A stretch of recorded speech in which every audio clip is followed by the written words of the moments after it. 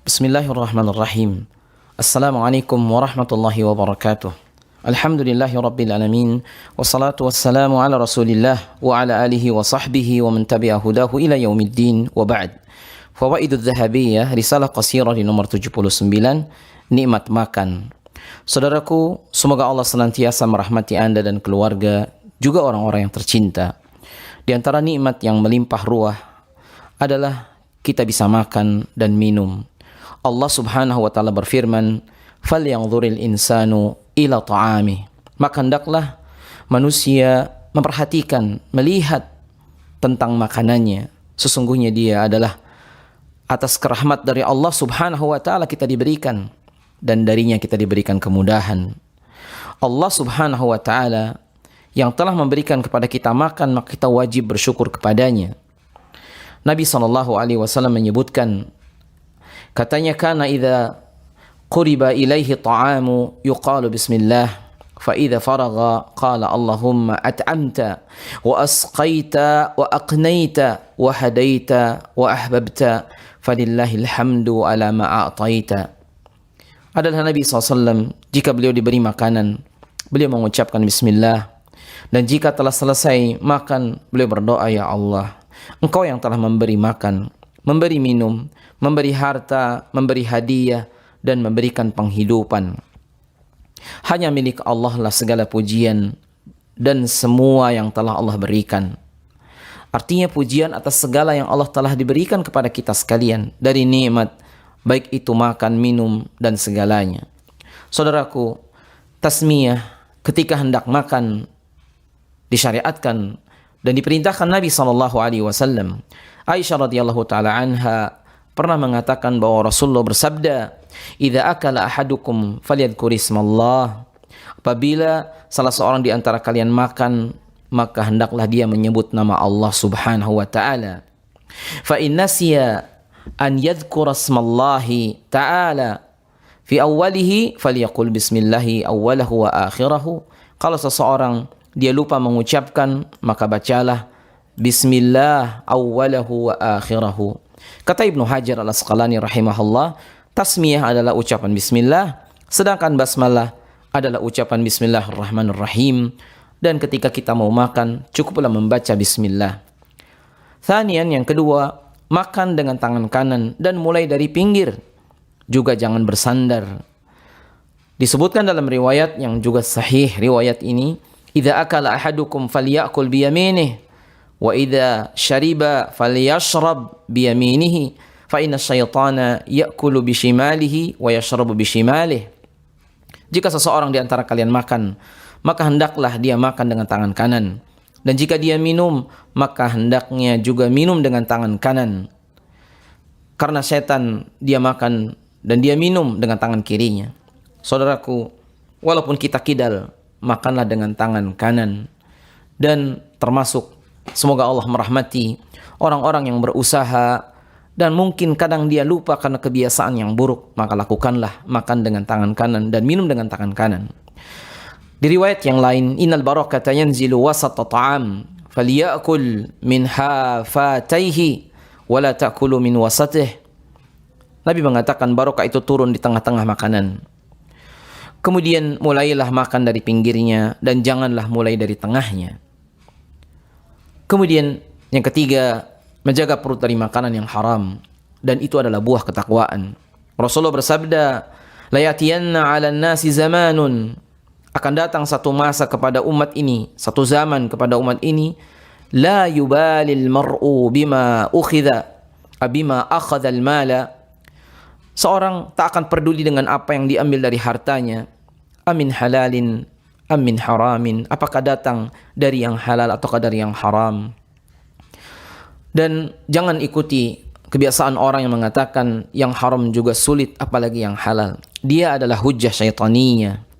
Disebutkan juga dalam riwayat Bukhari, katanya, "Innahu la yadkhulul jannata lahmun nabata min suhtin naru awla bihi." Dikatakan dalam riwayat Bukhari, sesungguhnya tak akan masuk ke dalam surga daging yang tumbuh dari harta yang haram, dan neraka lebih pantas atasnya dalam riwayat Ahmad. Dan Begitulah seterusnya. Maka lihatlah Abu Bakar As-Siddiq radhiyallahu taala anhu wa ardhah dalam ayyamul jahiliyah di Sahih Bukhari, ketika datang satu orang budaknya dan dia memberikan makan atau memberikan semacam kue kepada Abu Bakar. Kemudian Abu Bakar bertanya setelah dia makan kue tersebut, min aina hadha ta'am?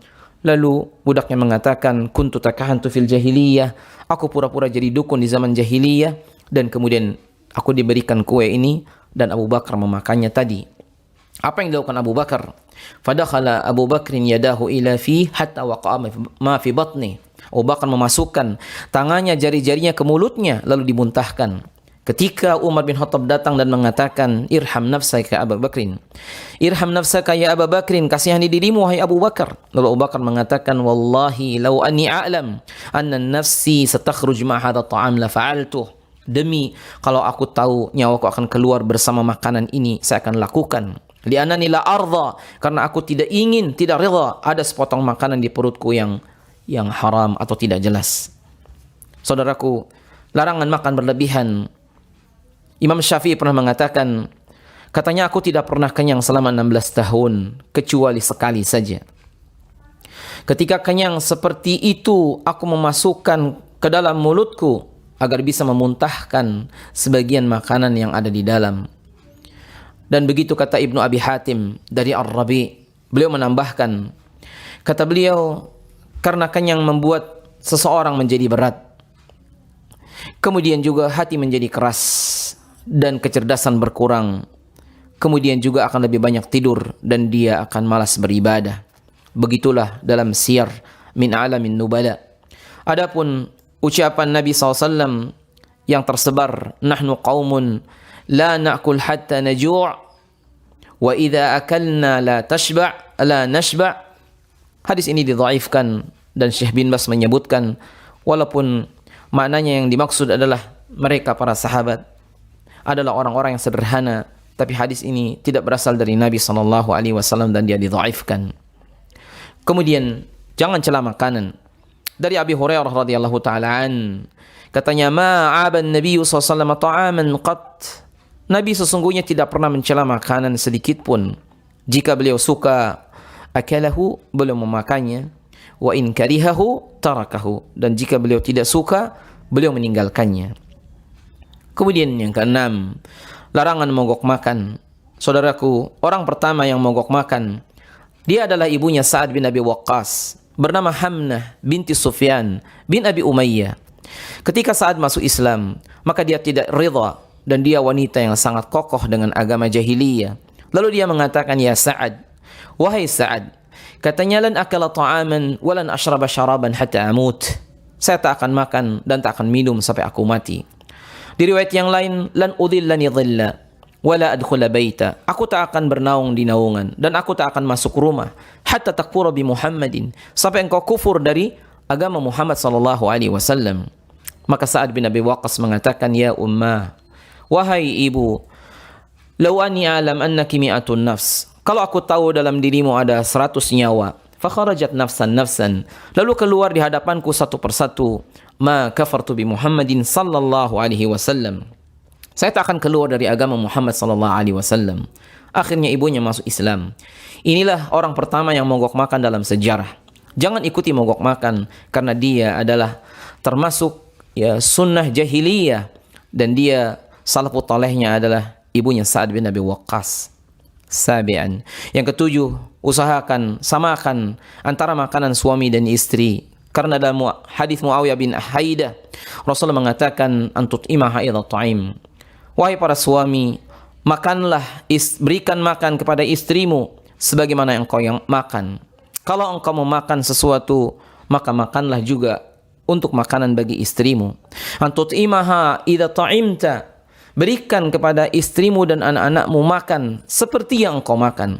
Maka di kalangan salaf, mereka sering dan mereka berusaha untuk selalu makan bersama keluarganya, dan mereka menahan makan jika memungkinkan, kecuali mereka membawa makanan ke rumahnya seperti yang dia makan.